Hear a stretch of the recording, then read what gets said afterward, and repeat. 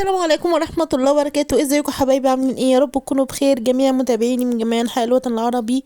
بحبكم جدا في الله، يا رب جميعا تكونوا في اتم صحة ب... بمناسبة حلول اول شعبان، واللهم بلغنا رمضان يا رب في صحة وسلام جميعا. طبعا من كام يوم كان في ذكرى يوم الحب، وكان يوم 14/2، وهنتكلم النهاردة عن ان شاء الله الحب عند القدماء المصريين. ايه رأيكم في الموضوع ده النهاردة؟ موضوع مختلف شوية وهنشوف كده بنقول ايه. في طبعا ناس كتير بتتسائل، هل أجدادنا المصريين القدماء في العصر الفرعوني كانوا بيحتفلوا بالحب وبيوم الحب وبيقدسوا مع المعنى الحقيقي للحب؟ وايه الحقيقة؟ الحقيقة ان احنا لو فكرنا كتير هنلاقي ان هم تركوا لينا ارث من النقوش على الجدران كانت شاهد على حبهم وقصصهم اللي ما بتنتهيش. وده كان بيدل ان الحب كان له شأن كبير قوي عندهم. وهنتطرق في العرض النهاردة او في فيديو النهاردة عن اشهر قصص حب ملوك حكمت مصر في عهد الفراعنة. لو اول مره تشرفيني وتزوري قناتي متنسيش تدعميني باللايك، وان شاء الله الموضوع يعجبك وتشتركي باذن الله في قناتي عشان يوصلك كل جديد من منوعات لميا، وفعلي الجرس على الاسود علشان يوصلك اشعار بكل جديد. هنتكلم حبايبي عن اشهر قصص الحب عند الفراعنه. واول حاجه يا حبايبي قصة اخناتون ونفرتيتي. طبعا كلنا عارفين اخناتون ونفرتيتي وقصة الحب اللي كانت بينهم.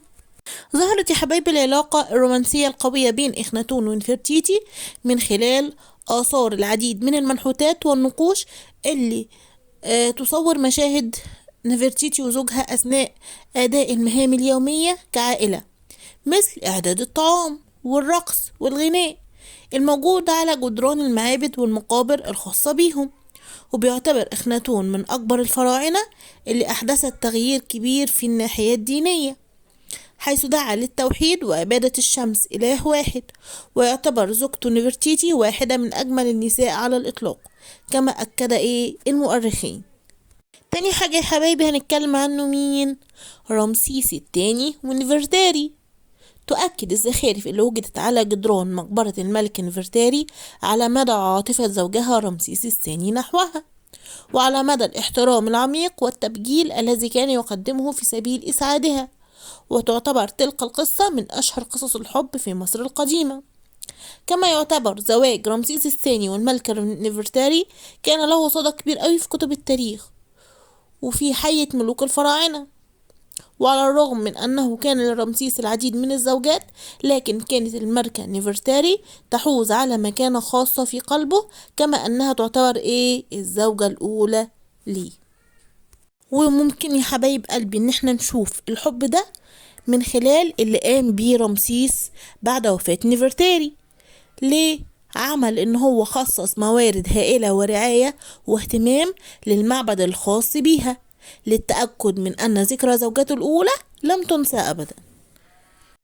ايه رأيكم بقى يا حبايبي؟ ايه رأيكم في قصص الحب دي؟ طيب هنيجي لتالت حاجة، توت عنخ آمون وعنخ آسن آمون. على الرغم يا حبايب قلبي ان حياة الملك توت عنخ آمون كانت قصيرة، إلا انه ترك أثر كبير على كافة الأصعدة، سواء السياسية أو الاجتماعية أو العاطفية. بعد اكتشاف مقبرته وجد أكثر الصور الموجودة في مقبرته صورة مع زوجته عنخ آسن آمون، ومن أكثرها حبا الرسمة اللي صورت الملكة وهي بتهدي زوجها الزهور وبترافقه في رحلة صيد. وذكرت كتب التاريخ أن توت عنخ آمون حكم مصر جنبا إلى جنب مع زوجته آسن آمون، لتكون الصورة الموجودة في قبرهم معا هي أكثر صور الحب الرومانسي لفتا للانتباه في مصر القديمة. هنتكلم يا حبايب قلبي رابع حاجة عن إيزيس وأوزوريس، ودي من القصص الأسطورية اللي كلنا عارفينها ومش عارفين هل هي حقيقة أم من وحي الخيال. وعلى الرغم من كونهما أخا وأختا، إلا أنهما تزوجا وحكما مصر القديمة كملك وملكة.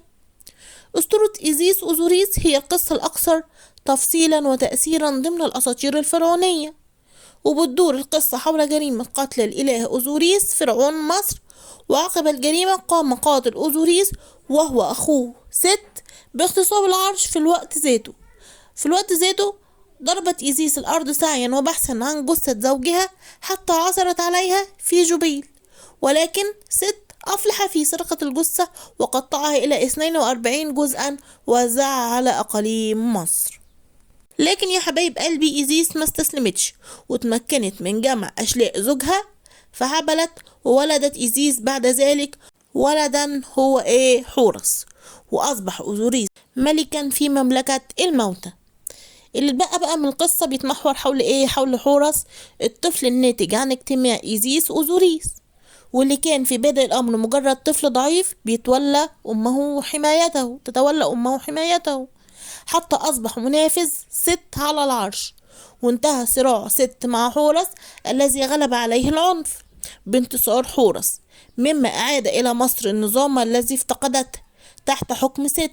كما قام حورس بعدها بإتمام عملية إحياء أوزوريس، وتكمل هذه الأسطورة بما فيها من رموز معقدة من نظام الملكية وتتابع الملوك والصراع بين نظام وفوضى، وعلى وجه الخصوص الموت والبعث بعد الموت.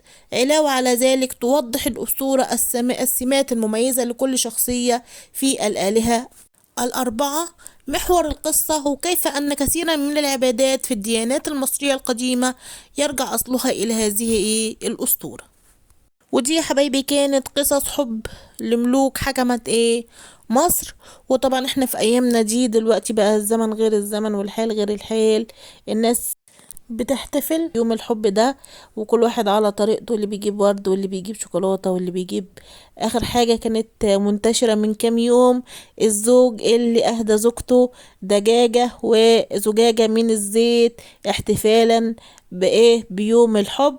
و ودي كانت احلى هدية تعتبر اليومين اللي احنا فيهم دول. الاسعار بقت نار والدنيا بقت رهيبة يعني، فالواحد بدل ما هيروح يجيب بوكيه ورد بالشيء الفلاني يجيب فرخة ويجيب ازازة زيت هتكفيهم يومين 3. وطبعا ده احلى عيد حب اكيد بقى عدى عليهم يعني من فترة. في نهاية الفيديو او العرض اتمنى ان هو يكون نال اعجابكم نال استحسانكم، وطبعا ما تنسوش تدعمونا بلايك. احلى اخوات واحلى صحبة واحلى متابعين في الدنيا. وان شاء الله حبيت نطلع من نمط المعتاد بتاعنا بتاع القصص كده ونستعرض كده فيديو كده لذيذ يا رب يكون خفيف عليكم. واشوفكم في فيديو جديد. استودعكم الله. السلام عليكم ورحمة الله. وكنتم مع منوعات لم. اتمنى اللي نسي البصمة يعملها، واشوفكم في فيديو جديد في حفظ الله جميعا.